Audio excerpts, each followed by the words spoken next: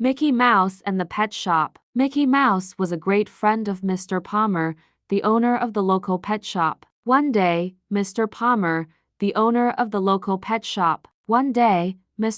had to go on an overnight trip. He couldn't leave the animals by themselves, so he asked Mickey to watch the shop while he was gone. "I will be back tomorrow afternoon," said Mr. Palmer as he waved goodbye. "You shouldn't have any problems. Have a good time," called Mickey. "This will be a snap." "A snap," a parrot repeated. Mickey decided to get to know the animals, so he walked around, gazing at the colorful fish, talking parrots, furry kittens, and cuddly dogs. They all seemed content except for a cute little puppy who wouldn't stop whimpering. "Poor little fella," said Mickey. "What you need is some attention." He picked up the puppy. The puppy wriggled out of Mickey's arms and raced over to the fishbowl for a drink of water.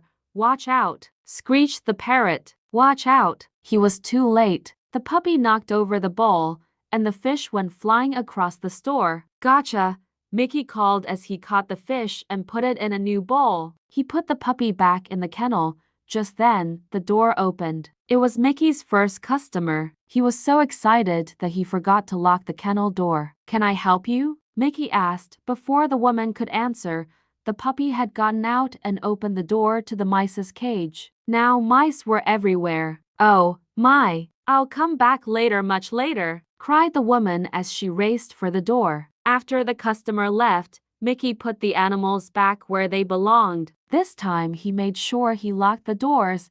"Don't worry, little guy," he said to the puppy. "Someone will come for you. You'll see." Then Mickey went upstairs for the night. When Mickey tried to go to sleep, the puppy howled and howled. Mickey tried hiding under the covers, but that didn't work. He could still hear. Then he tried covering his ears with a pillow. That didn't work either. Mickey didn't know what to do. Finally, the puppy got exactly what he wanted, a cozy spot under the covers, right next to Mickey.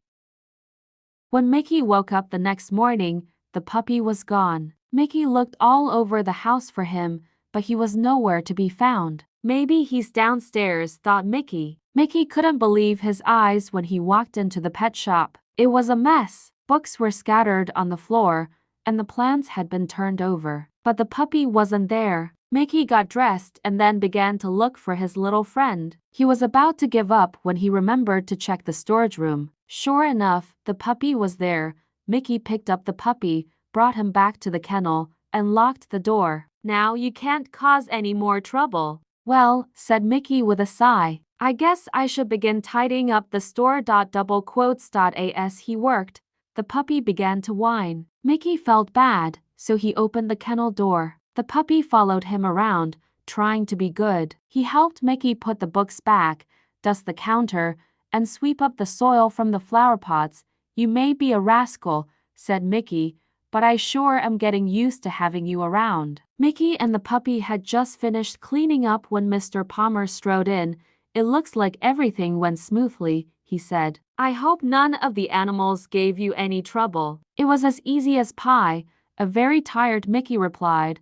Then Mr. Palmer handed Mickey his paycheck. "Thanks for helping me out," he said. "I hope you will come back soon." Mickey just smiled. As Mickey was about to leave, the puppy began to howl. "I'm going to miss you too, little fella," Mickey said sadly. Suddenly Mickey had an idea. He could take the pup instead of the pay. Now everybody would be happy, especially the parrot, who screeched, "And don't come back." "But what should I call you?" Mickey wondered aloud. Just then, Mickey saw some pictures of outer space in a newspaper. The headline read, "New pictures of Pluto." "That's it. I'll call you Pluto," he exclaimed. Pluto licked Mickey's cheek happily. From that day on, Mickey and Pluto were the best of friends.